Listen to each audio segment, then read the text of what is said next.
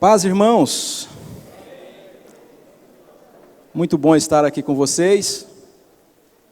Até desci para ficar mais próximo, mas tem um pessoal que é mais poderoso que eu. Diz que foi programado para ficar aqui e tem que ficar aqui, no centro, porque estão filmando.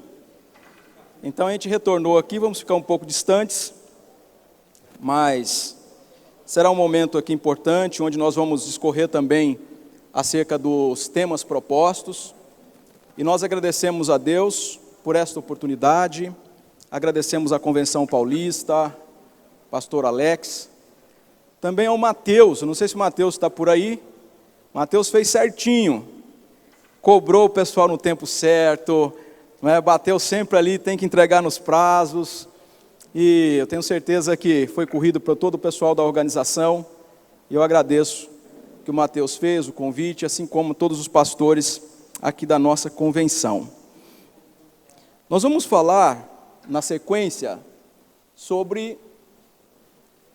Vou pegar aqui o macete, olhei, demorou meia hora para aprender, não é?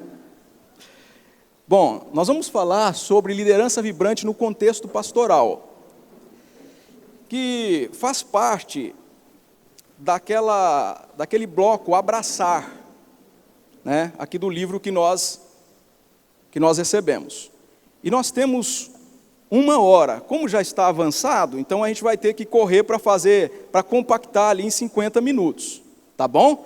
Então vocês me ajudem aí, que a gente vai correr aqui para passar o conteúdo em 50 minutos, a gente vai para o almoço, e aí depois vocês poderão checar no livro, vale a pena a leitura do livro, um livro importante assim para a gente ter um pouco mais, aprofundar um pouco mais naquilo que a convenção propôs neste congresso. Gostaria que você fechasse os seus olhos, vamos pedir a bênção de Deus para este momento. Pai de amor, em nome de Jesus, eu oro, pedindo que o Senhor venha nos usar neste momento, assim como o Senhor usou o pastor Eleilton, e o Senhor é bondoso e vai usar também as irmãs que estão palestrando, o pastor Júnior, use a mim também para compartilhar esse tema com os teus servos e servas, e que ao final desses 50 minutos a gente possa ter crescido um pouco mais naquilo que o Senhor tem proposto para a gente neste congresso missional. Eu oro pelo nome de Jesus, amém. Bom, vamos lá. A leitura que a gente tem...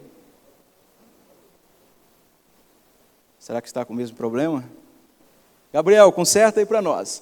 A leitura que a gente tem é de Atos capítulo 13, verso 36. Eu selecionei esse texto, que eu acho interessante a abordagem, quando nós temos Lucas dizendo, porque Davi... na King James, porque Davi, depois de servir a sua própria geração, pela vontade de Deus, adormeceu. A mensagem vai dizer o seguinte: depois de cumprir a missão para a qual Deus o designou, a gente observa nesse texto que Deus tem um plano para cada pessoa. Ninguém é resultado do acaso. Ninguém está aqui pelo acaso. A nossa existência, ela está no plano eterno de Deus. E você é pastor, porque um dia Deus te chamou no plano eterno dele. Porque uma voz que sai da eternidade, percorre o tempo e entra no nosso coração. E você consegue escutar: tu és o meu filho amado, em quem tenho prazer na sua existência. Então nós estamos aqui por graça e misericórdia de Deus, pelo chamado de Deus, e nós estamos aqui para servir um público, para servir a uma geração. E aqui eu gostaria de destacar com vocês como tudo começou. A ideia que nós temos de igreja transformadora, transformacional, igreja missional, reformição, são termos que o pessoal utiliza na área eclesiológica, mas a ideia que nós temos por trás vem do Leslie Neubinga, onde ele passou muitos anos em Calcutá, na Índia, e quando ele saiu da Inglaterra, especialmente de Londres, ele tinha uma ideia, a ideia de uma igreja. Ele passa anos em Calcutá. Quando ele retorna, ele descobre que a igreja não tem conexão com a sociedade. Quando ele retorna, ele descobre que a igreja não se comunica com a sociedade.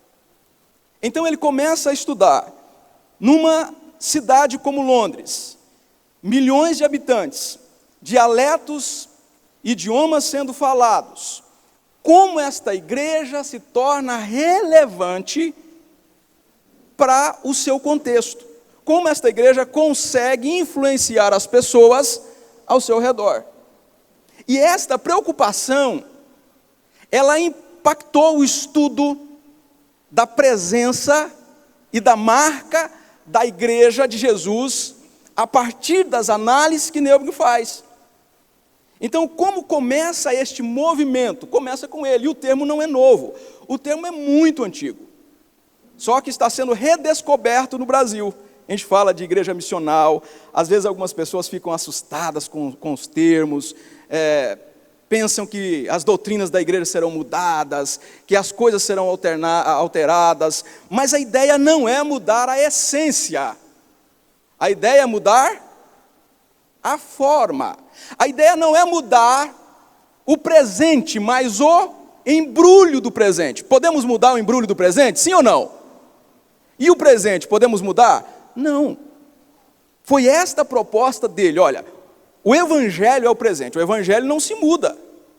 Agora, eu posso mudar a abordagem, isso que o Eleilton destacou para a gente aqui, eu posso mudar a abordagem para que as pessoas entendam o evangelho no seu contexto?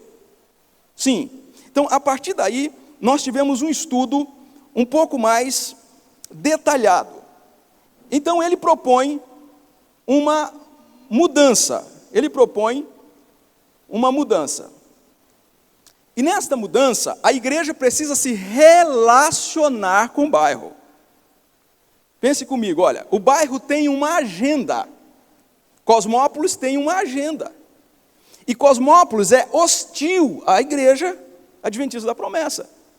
Então a cidade, ela não se importa com a gente. Ela é hostil a gente. Ela não gosta da gente. Quem tem que dar esse passo em direção à cidade? O bairro, a agenda da cidade. É a igreja. Então existe uma mudança. Ao invés de nós aguardarmos as pessoas chegarem à igreja, nós vamos dar um passo em direção à cidade. Nós vamos dar um passo na direção da redenção da cidade. Então, o estudo de Neuberg é importante para a gente entender este start que ele dá. Olha, a igreja precisa se comunicar com a cidade. E eu trago um outro cara, que é bastante importante também no estudo da eclesiologia prática, que é o N. Cordeiro. O N. Cordeiro é pastor de uma igreja no Havaí, uma igreja missional, crescente, tem mais de 12 mil membros. O N. Cordeiro plantou 150 igrejas durante um ministério de 35 anos, e a estrutura da Church Hope conseguiu evangelizar 500 mil pessoas em 35 anos. Então, esse estudioso da eclesiologia prática, ele é importante porque ele destaca que existe uma peça importante na igreja. E que peça importante existe na igreja? Ele vai dizer que o pastor tem uma importância na igreja. Então, é importante você entender esse sujeito. E ele questiona aos alunos, aos seus liderados: quais são os 2 dias mais importantes da vida? Quais são? Se eu perguntasse para você, quais são os 2 dias mais importantes da sua vida? O primeiro dia é o dia que a gente nasceu, correto? E o segundo dia? O segundo dia, segundo o N. Cordeiro, o primeiro dia, então, é o dia em que a gente nasceu, correto? E o segundo dia? É o dia em que você descobre para que você nasceu. E eu faço uma pergunta para você: Para que você nasceu? Para que você nasceu? E ele tem uma ideia de descobrirmos o para quê. Ele diz o seguinte: o primeiro dia importante é o dia em que a gente nasce, correto? E como eu descubro plenamente para que eu nasci? Só nos últimos dias de vida. Eu vou construindo a ideia de que Deus está colocando no meu coração, Deus está me preparando para aquilo, Deus me vocacionou para aquilo, eu vou construindo isso. Mas eu tenho certeza nos últimos dias de vida. E como?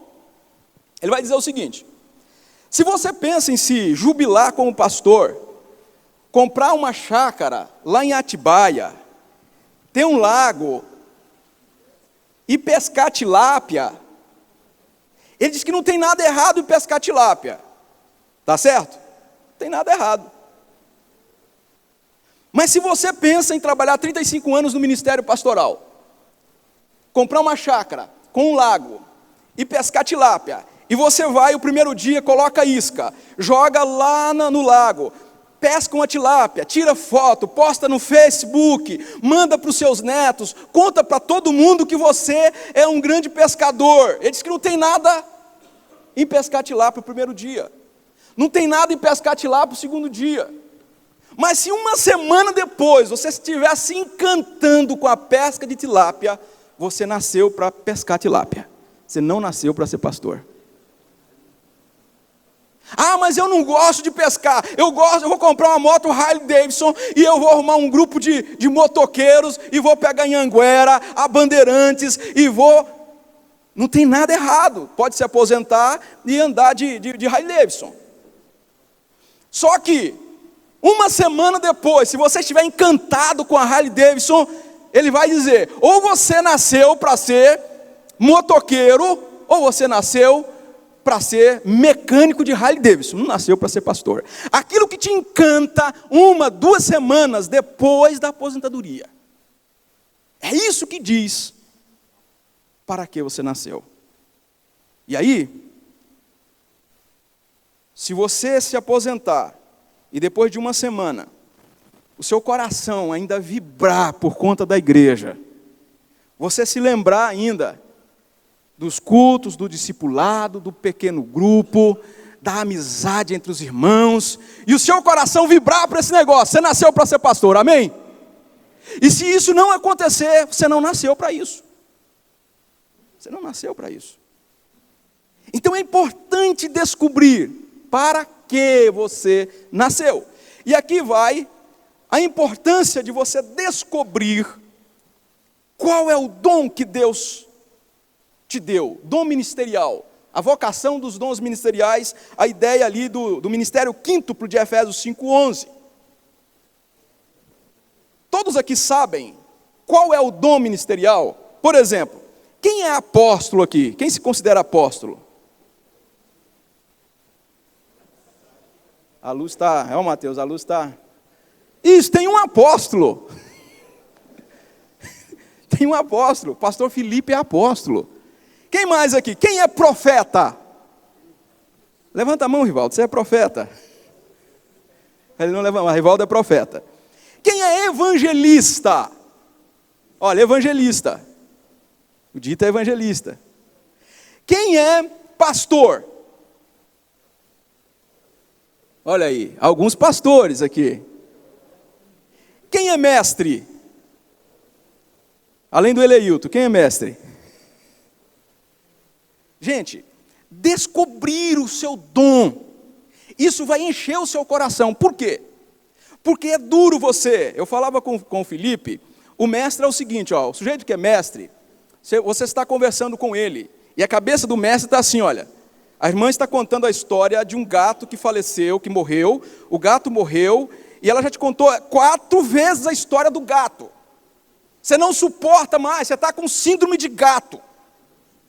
E ela começa a contar a história, quem é apóstolo fica assim, meu Deus do céu, que ela termine logo, eu já sei o final, ela sofreu muito, eu tenho um e-mail, eu tenho que discipular, eu tenho que fazer isso, eu tenho que fazer isso, e ele escapa e vai embora, porque é um sofrimento você ficar escutando a história do gato. Mas o pastor, quem é pastor, quem tem o coração de pastor, você escutou 4 vezes a história do gato, E quando a irmã vem contar, você fala, e não é, irmã? E não é, irmã? Olha só, e não é, irmã? Olha só. E a irmã fala, isso que é pastor. Então não adianta você colocar um apóstolo no lugar errado. É peça quadrada em buraco redondo, gente. Não encaixa. Para ter um ministério vibrante, você precisa descobrir, através das escrituras sagradas, o que Deus tem para você. Você é o quê? Apóstolo, profeta, evangelista, você é um pastor, você é um mestre. Quem é você? E aí você precisa seguir esse negócio. Eu preciso seguir esse negócio. E eu preciso desenvolver o dom que Deus me deu. Sabe por quê? No final da história, Deus não vai te cobrar por aquilo que Ele não te chamou para fazer. Ele vai te cobrar por aquilo que Ele te chamou para fazer e você não fez. Então, descobrir o seu dom ministerial é importante. E como fazer na igreja da promessa? Você tem que se cercar de pessoas com outros dons, para te ajudar, para que haja edificação no corpo de Cristo. Então nós precisamos na igreja de, filosofia ministerial bíblica. Irmãos, se a gente não tiver uma filosofia ministerial bíblica, nós vamos matar todo mundo. Quantos pastores cansados, quantos pastores desalentados, desmotivados, desfocados, doentes, deprimidos, com burnout.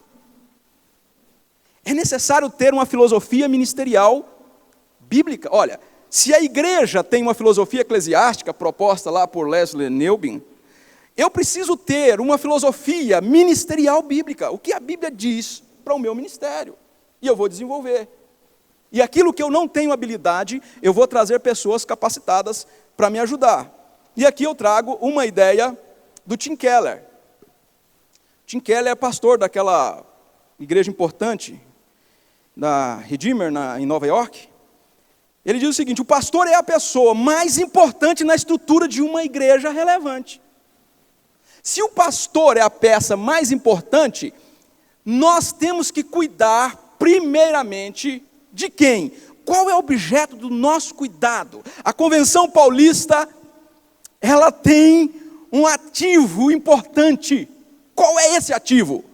São os pastores, são vocês, somos nós. Agora eu pergunto, nós como denominação, a gente consegue cuidar? Nós precisamos desenvolver esse cuidado.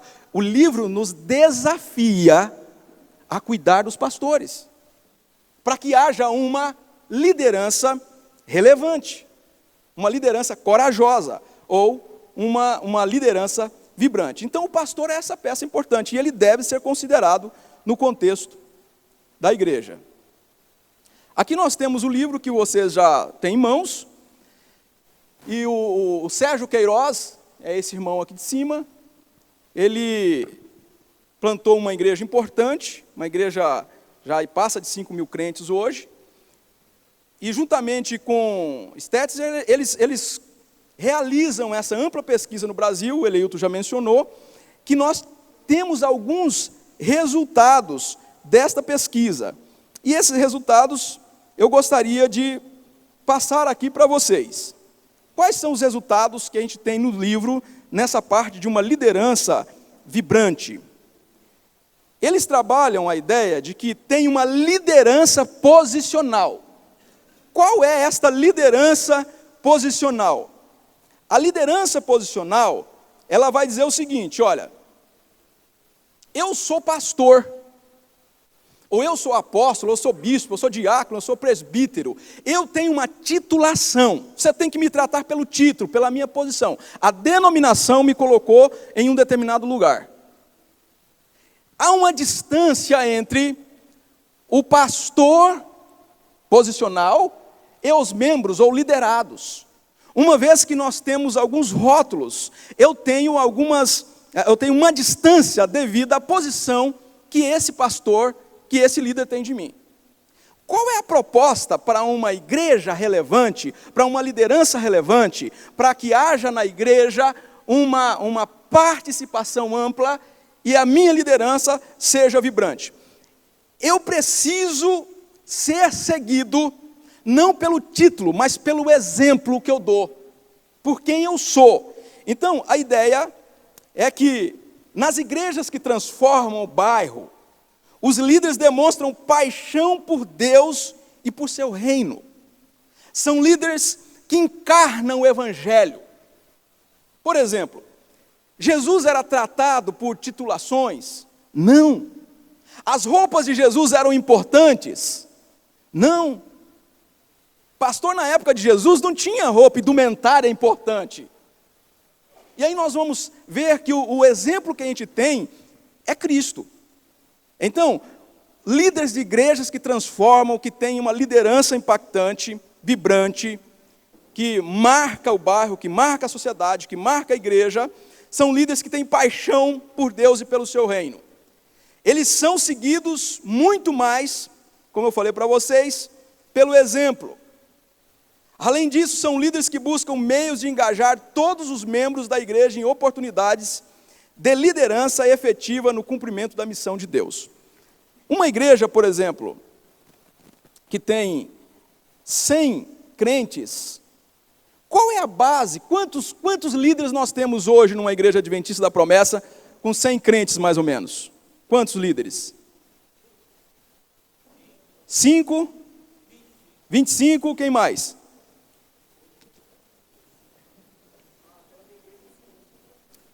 Pela igreja do João, uns 15. Quem mais? Olha, as igrejas transformacionais, as igrejas que transformam o bairro, elas investem pesado em formação de liderança. Uma igreja de 100 crentes deve ter, em média, 50 líderes.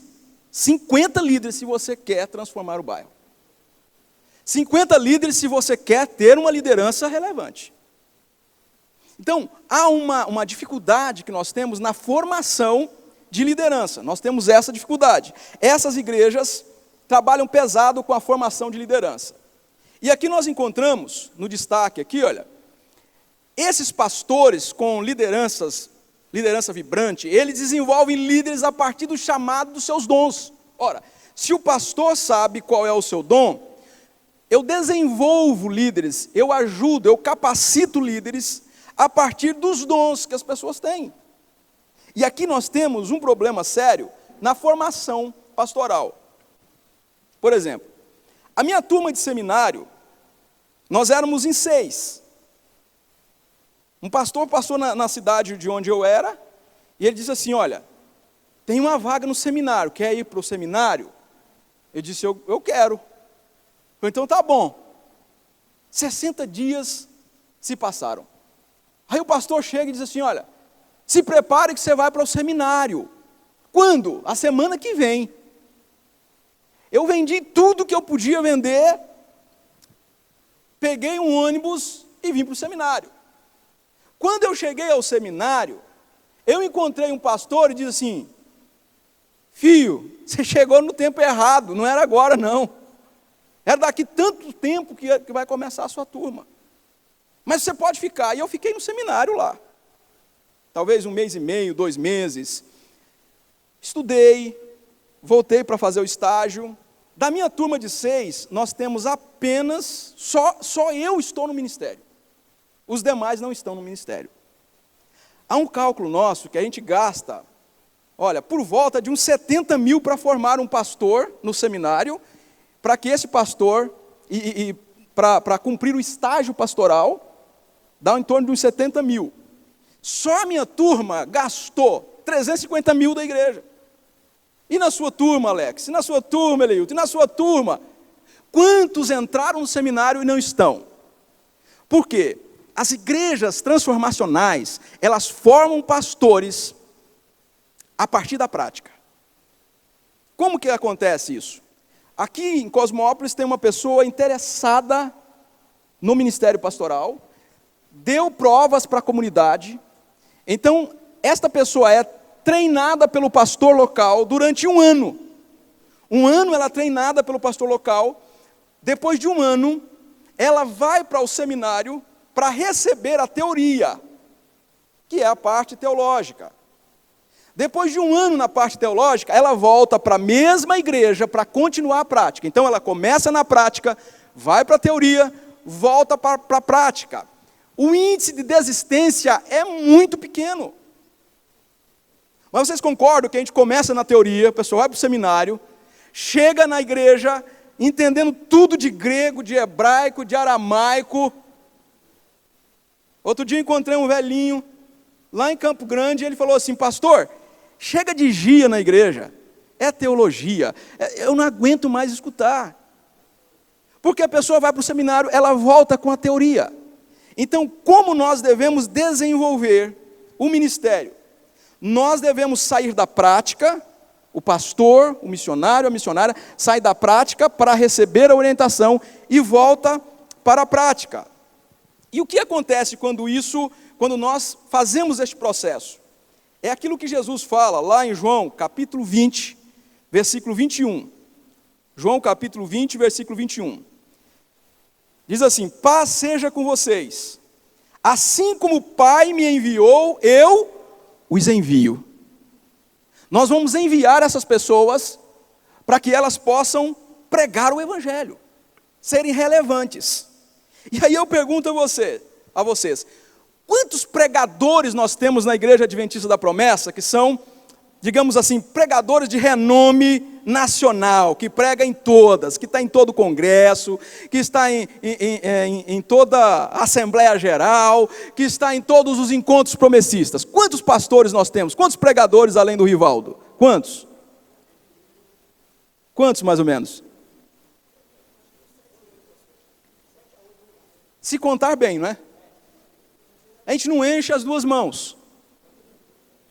Gente, a proposta de Cristo para a liderança da igreja não é ter pastores papas, elevado à terceira potência, é pulverizar discípulos do mundo. Então esses caras vêm para o seminário, depois da prática, e eles são enviados para o mundo, porque para Cristo precisa ter a presença visível do reino de Deus em cada cidade, em cada bairro, em cada canto, em cada viela, em cada lugar. Nós somos a expressão do Evangelho de Jesus. Então, a ideia que nós temos, que uma liderança vibrante, ela é enviada por Jesus para ser representação do Evangelho onde ela está semeada. E para que isso aconteça, é necessário uma mudança. Que mudança o livro propõe? A mudança do eu para nós. Ao invés de ter você no centro, o nós, a liderança da igreja, ela é importante, ela é relevante. A liderança da igreja, ela faz o trabalho de proclamação do Evangelho. Não é um único pastor, não é uma única pessoa.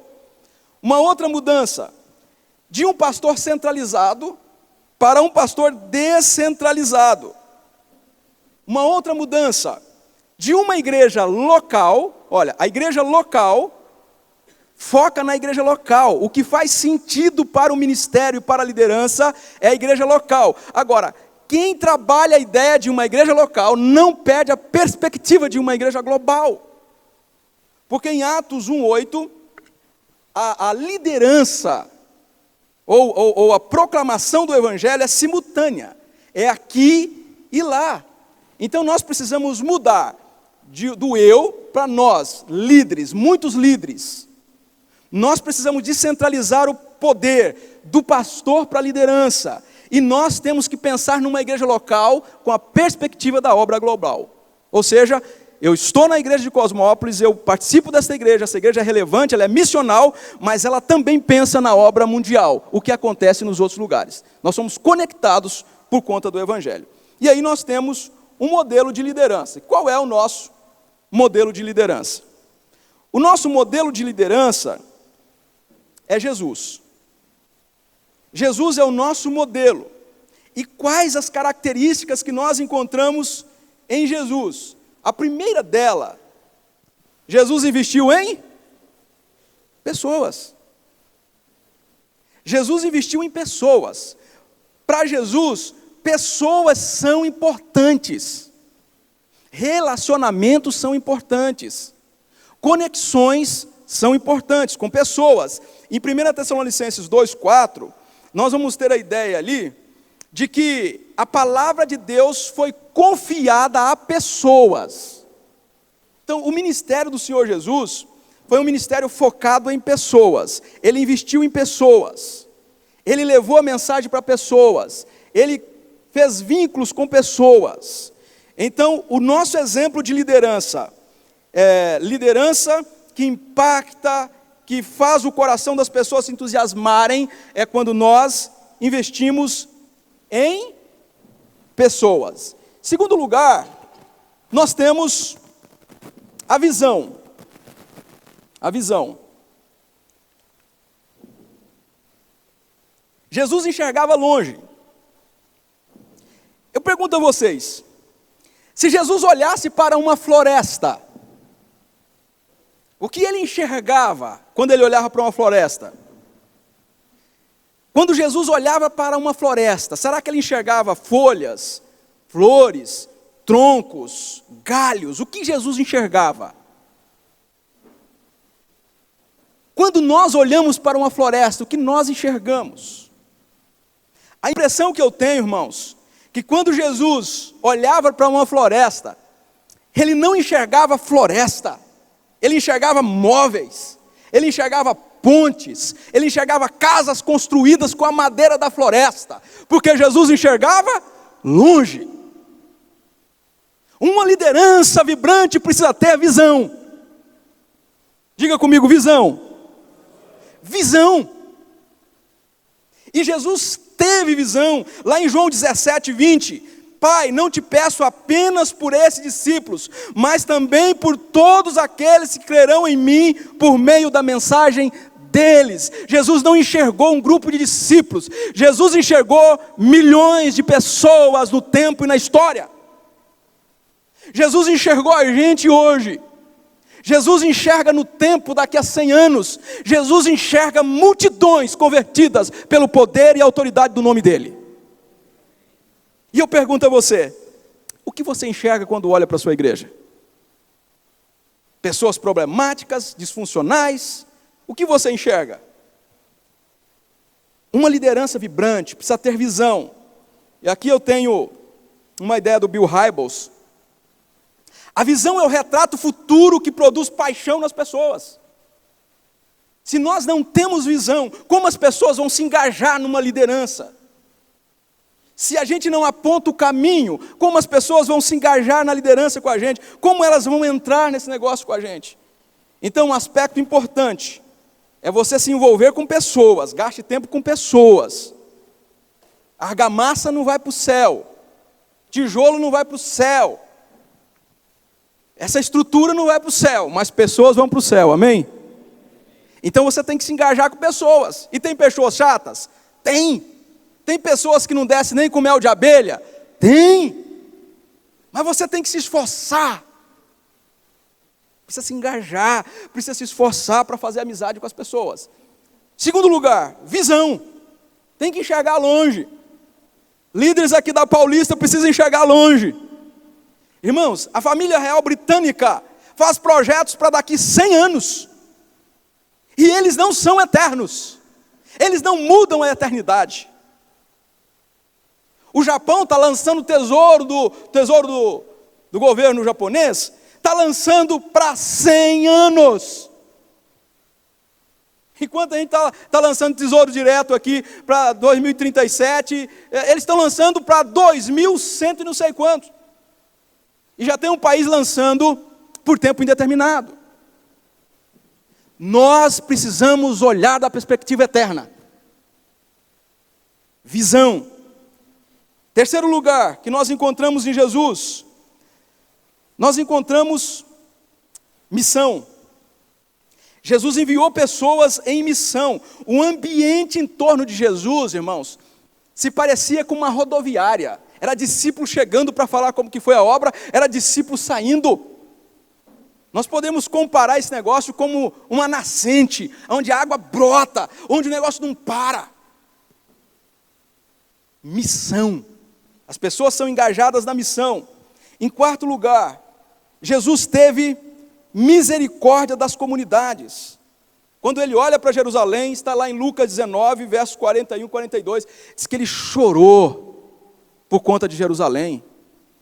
A sensibilidade do nosso líder, que impactou a história, ele era sensível, ele chorava pela realidade dos perdidos.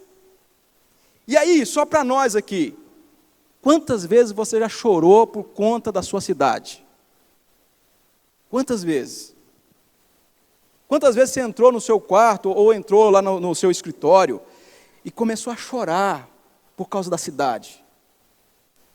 Quantas vezes você já chorou por tua esposa? Meu Deus, esse negócio vai acabar. Se o senhor não entrar com misericórdia, esse negócio vai acabar. Quantas vezes você já chorou assim, Senhor, muda essa mulher, meu Deus, porque o meu ministério vai acabar. Quantas vezes você já pensou em desistir nesses últimos 30 dias, ou em 2019, de chegar para o Alex e falar, Alex, não dá mais, eu jogo a toalha, eu não aguento mais, a minha família está acabada. Quantas vezes? Quantas vezes você chorou pelo seu filho e disse, Senhor, eu não vou deixar esse menino ir embora, eu não vou deixar esse menino se desviar. Quantas vezes você chorou? Quantas vezes você chorou pela desgraça do mundo? Um líder que tem o coração vibrante, vibra a sua liderança. Ele é sensível à comunidade. O diabo transformou esse mundo numa desgraça. Mas o plano que Deus tem, na pessoa de Jesus Cristo, lá em Apocalipse 21, é que há uma cidade perfeita onde reina a justiça. E é o exemplo de cidade de Cosmópolis está lá. Não está aqui. Aqui é a cidade dos homens. Mas Deus preparou um modelo de cidade que pode transformar a miséria, o pecado, a desgraça que esse mundo está. E você precisa chorar por essa cidade. Amém, gente? Chorar pelo seu filho, chorar por sua esposa, chorar pelos seus. Em quinto lugar, Jesus viveu de forma equilibrada. Equilibrada. Jesus equilibrava o tempo com a multidão e o tempo em oração. Cuidado do coração. Olha, em Mateus, nós temos o maior mandamento, Mateus 22, 36 ao 39. Mestre, qual é o maior mandamento da lei? Respondeu-lhe Jesus. O que Jesus respondeu? Amarás o Senhor teu Deus de todo o seu coração, toda a alma e de todo o entendimento. Este é o primeiro e maior mandamento. A impressão que eu tenho é que existem líderes que amam mais outras coisas do que a Deus. Ama mais as tradições, ama mais a denominação, ama mais as coisas, coisifica tudo. O que Jesus nos ensinou é que nós temos que amar a Deus. Olha, eu sei do meu chamado, eu amo a Deus sobre todas as coisas, e agora eu cuido do meu coração, eu cuido da minha vida. Ninguém vai cuidar do seu coração, ou alguém vai cuidar da sua vida de oração para você. Quem é que cuida desse negócio? Você. Tem coisas que só você faz. Quem cuida da leitura bíblica para você? Você. Quem cuida da meditação? Você. Tem uma história, quando aqueles pais peregrinos saíram lá da Inglaterra, de Londres, e eles foram para os Estados Unidos, alguns foram lá para o final, do outro lado, e eles abriram um vilarejo pequeno em Santa Helena. Santa Helena, depois vai se tornar uma cidade grande, mas em Santa Helena eles abrem um local para construir algumas cabanas, para eles utilizarem depois ali os equipamentos e colonizarem o local. Quando eles chegaram lá, eles encontraram uma árvorezinha de aproximadamente 50 centímetros, é uma sequoia, de 50 centímetros, 1603. Mais tarde, quando foi lançada a King James, 1611, a árvore tinha 2,5 metros. Mais tarde, quando surgiu o Canadá, Ela tinha perto de 5 metros. Vieram as guerras americanas, Primeira Guerra Mundial, Segunda Guerra Mundial. No 11 de setembro, aquela árvore, mais de 400 anos, aquela árvore tinha 25 metros de altura. Se tornou um ponto turístico. Mais de 300 anos o pessoal visitava aquele local. E um dia ensolarado, descobriram que aquela árvore caiu. Mas não tinha nada que pudesse abalar aquela árvore. Ela caiu naturalmente. Não tinha ventania, não tinha tempestade, não tinha terremoto, nada aconteceu, mas a árvore caiu. Então, a Guarda Florestal Americana faz um minucioso estudo por que a árvore caiu. E descobriram que a raiz da árvore estava intacta. Não tinha inseto na raiz da árvore. Ficaram intrigados e foram encontrar respostas o porquê da queda da árvore. A conclusão que esse pessoal chegou, que aquela árvore não caiu por conta dos insetos, que ela não caiu por conta de tempestades, ela caiu porque por uns 300 anos ela se tornou um ponto turístico. E as pessoas andavam em torno da árvore, tiravam fotos, as pessoas faziam piquenique, as pessoas iam lá para passear, e ao longo dos anos, cada pisada, cada passo em torno da árvore foi machucando a raiz da árvore. E chegou um dia que ela caiu do nada. Gente, ao olhar para essa história, eu penso que pastor precisa cuidar do coração, cuidar da alma, cuidar do coração. Porque existem pisadas ao longo de 10, 20, 30, 40 anos de ministério que vão machucando, que vão deixando a gente para baixo. E se você não cuidar do coração, não viver de forma equilibrada, não tiver uma vida com Deus, vai chegar um dia que você vai desabar. Lá, eles cercaram as árvores para ninguém pisar mais em cima das raízes das segóias. Será que a gente não precisa cercar o coração do pastor aqui na Paulista? Cercar o coração. Cerca o coração com a palavra de Deus. Amém? Cerca o coração. Então Jesus viveu com equilíbrio. 6º lugar, Jesus abraçou as culturas. Jesus abraça as culturas. E aí nós falamos no começo, gente, que nós precisamos dialogar com a cultura. As pessoas não vão dialogar com a gente se nós não dermos um passo. O que Jesus fez? Jesus dialoga com a cultura. Lá no poço, na mulher samaritana, o que Jesus fez? Ele se aproximou, certo? Sim. O que o apóstolo Paulo faz em Atos 17? Ele se aproxima da cultura. O que Jesus faz em Lucas 4? Ele se aproxima da cultura. Ele se aproxima de religiões diferentes. Então nós precisamos amar a cultura. Olha, amar a cultura tem 2 destaques. A cultura é perniciosa, ela é perigosa para a igreja. Isso é uma realidade. Mas a cultura também, ela é também uma oportunidade para se pregar o evangelho. Então nós devemos amar a cultura, no sentido de levar o evangelho, de se envolver com as pessoas. Por exemplo, quem tem cabelo, poderia cortar o cabelo num salão perto da igreja, sim ou não? Sim.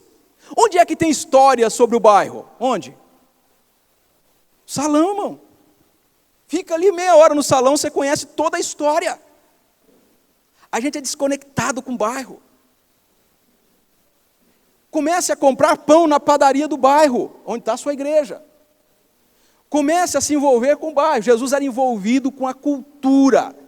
E ele amava, ele abraçava, ele aceitava as pessoas, porque elas eram objetos da pregação. Nós temos em 7º lugar, Jesus abriu mão da sua vontade. Para que nós tenhamos uma liderança relevante, é preciso abrir mão da vontade, do nosso querer. Senhor Deus, a situação nesta igreja é dificílima, mas eu não vou fazer a minha vontade, eu vou fazer a sua vontade. Então me ajude a terminar 2019 nessa igreja. Me ajude a terminar o meu tempo nessa cidade. Abra mão da sua vontade. Jesus abriu mão da vontade. A missão dele era redimir a sociedade, era redimir as pessoas, era alcançar as pessoas. E ele abriu mão. Assim como ele, nós também devemos abrir mão de nossas vontades. Em oitavo lugar, Jesus se cercou de pessoas perdidas. Gente, as pessoas perdidas, elas não vão nos sujar. Elas vão ficar limpas pelo sangue do Calvário. Você acredita nesse negócio? Sim ou não? Ao invés das pessoas nos sujarem, Jesus se aproximava dessas pessoas e elas eram limpas pelo poder do nome dele, pela autoridade que havia nele. Então, se aproxime de pessoas perdidas. Nono lugar, visão da colheita permeada pela oração. Jesus diz, olha, precisamos de líderes na igreja. O que a gente faz quando a gente precisa de líderes na igreja? Jesus diz, ore para que o Senhor mande ceifeiros, porque a colheita é grande, mas são poucos ceifeiros. O que a gente precisa para montar uma grande liderança na Convenção Paulista? Orar para o Senhor mandar líderes para essa região. Amém? Orar tem que estar permeada pela oração. Para terminar, em décimo lugar, Jesus sentiu a necessidade das pessoas. Pessoas que sofriam com doenças, pessoas disfuncionais, pessoas com problemas, pessoas endividadas, pessoas com sérios problemas de caráter. Jesus se aproxima dessas pessoas e ele tem sensibilidade com as pessoas, ele sente a dor das pessoas. Bom, como nós aprendemos com Jesus? Nós aprendemos com Jesus que ele está servindo as pessoas, servindo aos feridos. Nós percebemos que Jesus propõe uma liderança transformadora a partir desse contato com as pessoas. O Evangelho entra e transforma essas pessoas. Uma vez que tudo tem a ver com Deus, líderes vibrantes estão constantemente liderando as pessoas para que desenvolvam relacionamentos com os perdidos e o ferido. Essa liderança com foco no que é externo segue claramente o exemplo de Jesus, que é nitidamente um exemplo que transforma o bairro, que transforma a cidade, que transforma o mundo. Para concluir e a gente orar, eu gostaria de deixar aqui um desafio para você, ou alguns desafios. Você pode vir para esse encontro, vai guardar o livro, vai guardar as coisas aqui na bolsa, vai colocar na gaveta lá da sua casa e vai terminar assim. Ou você pode sair daqui com uma postura, com uma posição. A minha oração, gente, é que a gente saia daqui com uma posição definida. Assim, olha, nós vamos mudar esse negócio. Irmãos, ninguém quer mudar a doutrina de promessa não, tá certo? Estão seguros disso? Alex, vocês pensam em mudar as doutrinas da igreja? Nunca passou por sua cabeça, certo? Não. Na minha cabeça, lá na Paulistana Leste, passa a ideia de mudar a doutrina? Não. Nós queremos mudar a abordagem, irmãos. A abordagem, o pecador precisa olhar para Cristo e ser transformado pelo poder do Evangelho. Então a única coisa que deve afastar o pecador é o Evangelho. É o Evangelho. Se ele falar, essa mensagem é dura, pois bem, você pode ir embora. Agora, o paletó não pode afastar o pecador, o jeito da igreja não pode, o jeito que a gente atende, a abordagem que a gente... Não! Só o poderoso Evangelho de Jesus pode afastar. E onde o Evangelho entrou, ele transformou monstros em homens de Deus. Transforma. A gente tem que sair desse negócio, Alex, no final. Nós temos que sair daqui entusiasmados, dizendo assim, eu volto para a minha igreja e eu vou bater em formação de liderança, numa ideia missional, uma igreja missionária. Eu vou bater nessa tecla, até o Espírito trazer frutos poderosos na igreja. Frutos poderosos. Eu acho que na promessa, Deus trabalha por nós, mas nesse sábado Ele está trabalhando em nós. Diga comigo, em nós. Deus está trabalhando em nós. Deus está fazendo uns negócios grandes no seu coração. Você crê nesse negócio? Deus está fazendo. Isso tem que impactar lá no fronte. Você pode sair daqui e ter uma vida de reação. Você vai reagindo. Você não importa com o objetivo, com o foco, com o tema do congresso. Você vai embora. Você pode também sair daqui com uma vida de conformidade. Faltam 12 anos para eu me aposentar, para eu me jubilar. Então, irmão, eu não vou causar problema com ninguém. Eu vou seguir. Eu já sei como que funcionam as coisas. Você pode sair daqui com uma vida de independência. Eu não quero saber o que estão propondo. Eu quero viver a minha vida. Mas você pode ir embora com uma vida intencional, com uma intencionalidade. Vai dizer, Senhor Deus, traga ao meu coração uma intenção profunda e sincera do Evangelho. Que quando eu pregar o Evangelho na minha igreja, pessoas serão impactadas pelo poder do Evangelho. A minha oração desde ontem, Senhor, traga um impacto na Convenção Paulista. Um impacto. Para mim, Alex, é igual aquela história lá do Monte Hermon. Diz que lá no Monte Hermon, o degelo acontecia lá, 200 quilômetros para baixo a água passava. Para mim não importa se o degelo acontecer na Paulista, porque se o Espírito impactar a paulistana será impactada daqui 3 meses. Amém, gente? A Oeste Paulista, a Noroeste Paulista, essas convenções serão impactadas pelo poder do Espírito, se o Espírito atear fogo nesse negócio aqui, aleluia. E eu creio que o Espírito manda poder e autoridade sobre a igreja. E a nossa oração tem sido nesse sentido. Leve uma vida de intencionalidade.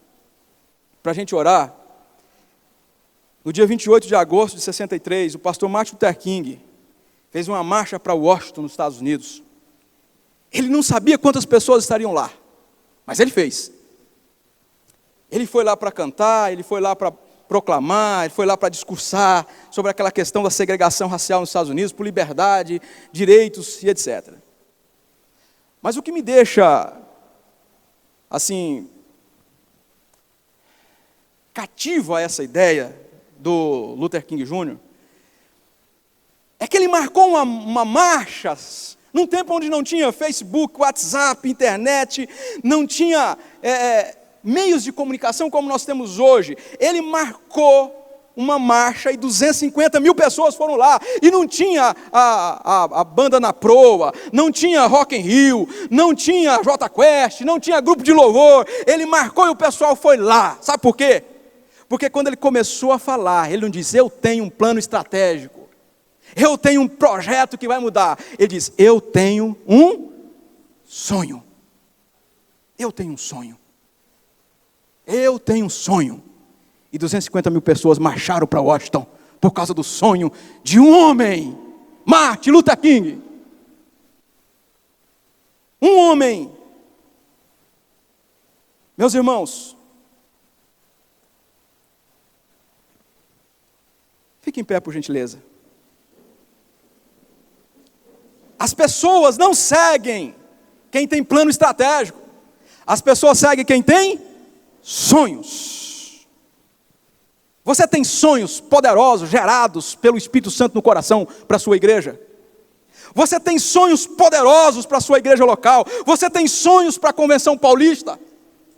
Você tem sonhos para a Igreja Adventista da Promessa? Tem sonhos, Senhor, o Espírito suscita no seu coração sonhos? Nós vamos orar neste momento. Eu gostaria que você procurasse um irmão para orar. E nós vamos orar dizendo assim, olha, Senhor, traga grandes sonhos no meu coração para mudar esta geração na Igreja Adventista da Promessa.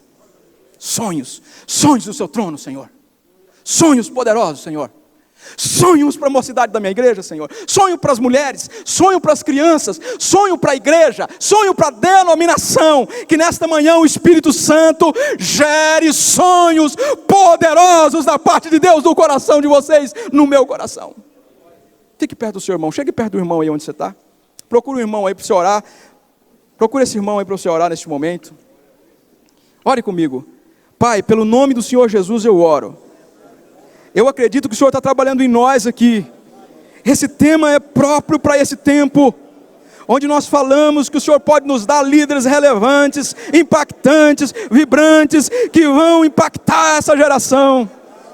Pai, eu oro, Pai, pela Convenção Paulista, eu oro pelo Alex, eu oro, ó Deus, pelos pastores que estão organizando este congresso, eu oro pelos pastores que estão presentes, pelo nome e autoridade de Jesus Cristo nós oramos. Dai-nos grandes sonhos para a nossa igreja, Senhor.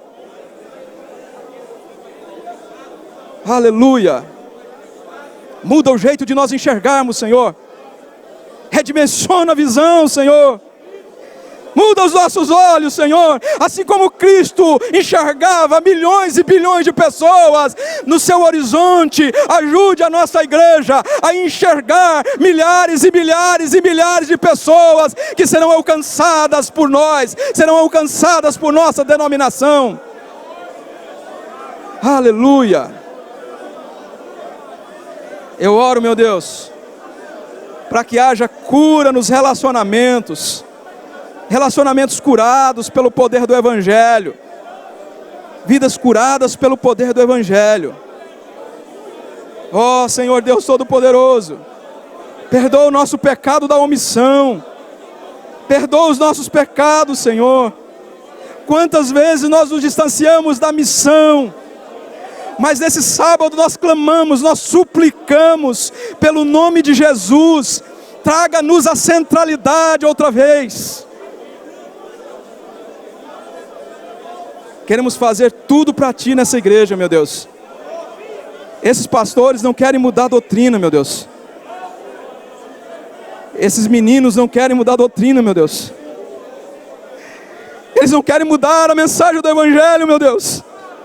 Eles querem mudar a abordagem, meu Deus. Ensina-nos a enxergar, meu Deus, que uma geração vai e a outra vem, e a glória do Senhor está sobre todos.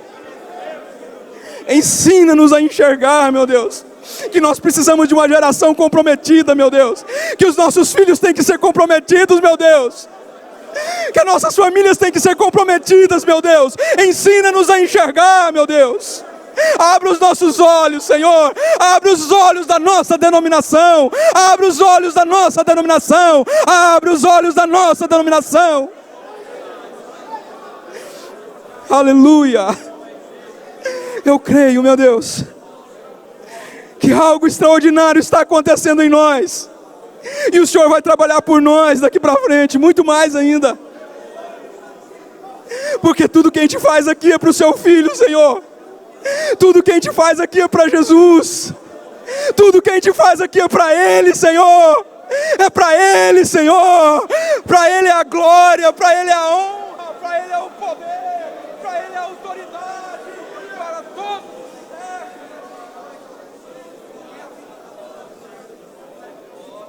Ajude Jesus a ser grande nessa igreja, meu Deus.